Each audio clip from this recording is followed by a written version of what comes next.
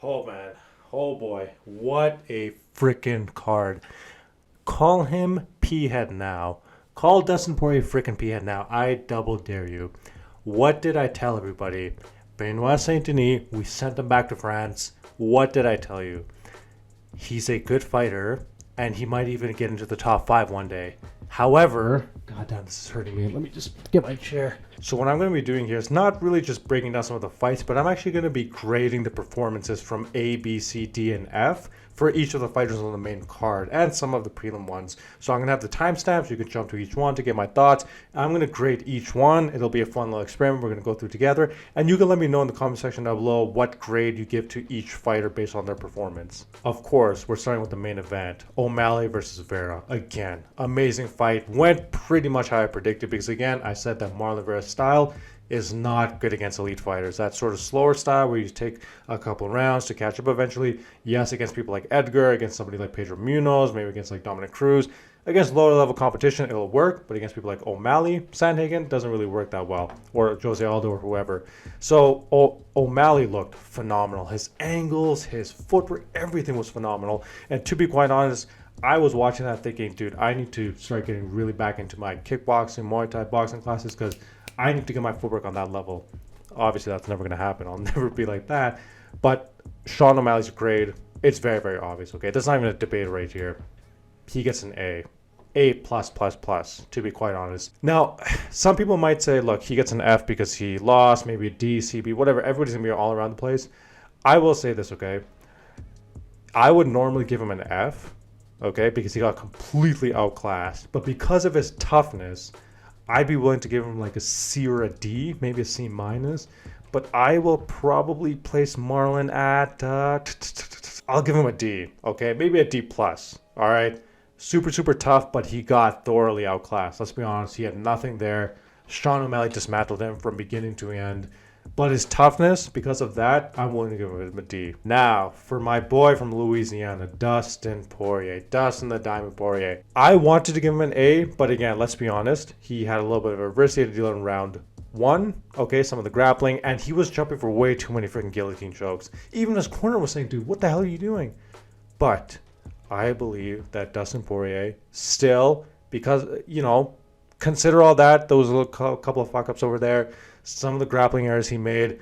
Benoit was doing a pretty decent job, okay? He was doing a pretty decent job, but I'm still going to give Dustin Poirier a B, okay? Consider this, okay? 35 years old, fighting against a up-and-coming guy on a win streak, super, super confident, who's tough, who has a striking pressure grappling style, who was rolling with him. He had him in mount. He had him flattened out at some point. Dustin Poirier, was going for the guillotine chokes, didn't get them. It was a wild fight, and then he flatlined him, like I predicted. All of that gives him a B. To me, that's a B for performance. When it comes to BSD, I'm not going to go where Marlon is because he did way, way better.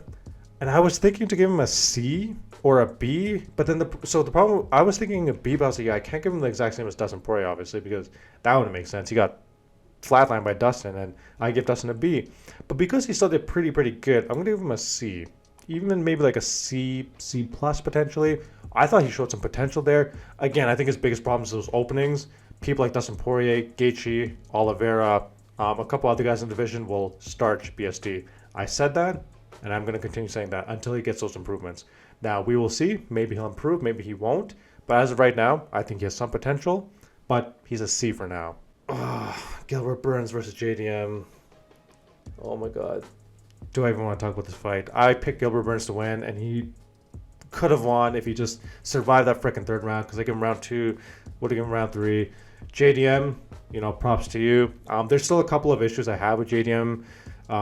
His striking style is really, really good, but I'm starting to see a couple of issues in his striking, which I think are not going to be effective as much in the top 5, top 3, or championship level. I think guys like Hamza Chimaev, Shavkat, Leon Edwards, even still Kamaru Usman would beat him pretty easily. But he looked pretty damn decent, I guess I would say. I'm still not fully convinced on them. I'm going to give him a B, but to be quite honest, I'm kind of wanting to give him a C plus. I'll give him a B just for the heck of it, but I wasn't overly impressed by his performance. Now, when it comes to Gilbert, I'm going to put him at a C, okay? He was on his way to winning the fight. There was a couple issues I have with Gilbert as well. He was doing okay. One thing I will say, JDM's grappling ability did surprise me a little bit. That's one of the other reasons I want to give him a B, even though he was losing that fight until he won. Kevin Holland versus Michael Page. Okay. Very, very simple. Kevin Holland's getting an F. He's getting an F. I'm sorry. I'm just going to go out and say this because Kevin Holland did not look good. I thought he would perform way better. I picked him to win. I was completely wrong. He just completely disappointed me. I don't know what the hell Kevin was doing in this fight. Obviously, the footwork, the accuracy, the movement of Michael Page was giving him big problems, and he got frustrated visibly. Michael Page did a phenomenal job. Let's be honest. And to be quite honest, I'm actually going to give Michael Page an A for this. I'm going to give him an A. I'm not saying that maybe like an A minus. I'm not saying that he was like an A plus like O'Malley, but for his first UFC fight at his age against someone like, he's going up against Kevin Holland, dude, he made Kevin Holland look a little bit silly in there at times. So I am very impressed with Michael Page. Petr Yan versus Song Yadong. Okay, I'm gonna give Petr a C. Okay, I wanted to give him higher. I didn't think he looked bad. I think Song Yadong is really tough, but I was just a little bit concerned by some of the things I saw in the fight. Mainly, I really do feel like I'm starting to see Petr's age just a little bit. I think some of it is also just that Song Yadong is actually quite good. I just felt like he looked a little bit one step down in everything in this fight. I really did think that. And for Song Yadong, I'll give him a C as well, because I thought he performed pretty decently, pretty adequate. Not too bad, not too good. Maybe like a C minus, and Petr is a C plus. I would say they weren't too far apart. I said this before, Song Yadong, one of his biggest issues that I really see is that while he does have good striking, good power, and people like to hail that he has the hardest hits in 135 and things like that, his striking is still not enough of a threat for the top of the division. It's just not. I saw that in the Corey Sandhagen fight. I saw it again here. It's just not there yet. So I'm going to give them both a C. Okay, Curtis Blaydes versus Jailton Almeida. This is just one of the prelim fights I want to talk about.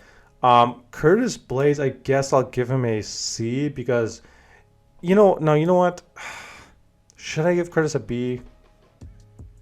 Yeah, I think I'll give him, I don't know. I feel like C or B. I'd be okay with both. Jailton Almeida, I'm going to give a D. But here's the thing, okay? Even though I do want to give him higher than this, to be quite honest, he's like borderline C. Here's what I will say, though. He did look pretty decent in that first round, even though he didn't really do much damage. I thought he was ragdolling Chris. No, maybe not ragdoll, but he was having his way with him. And then I just thought that the finishing sequence that he got finished with was so sad.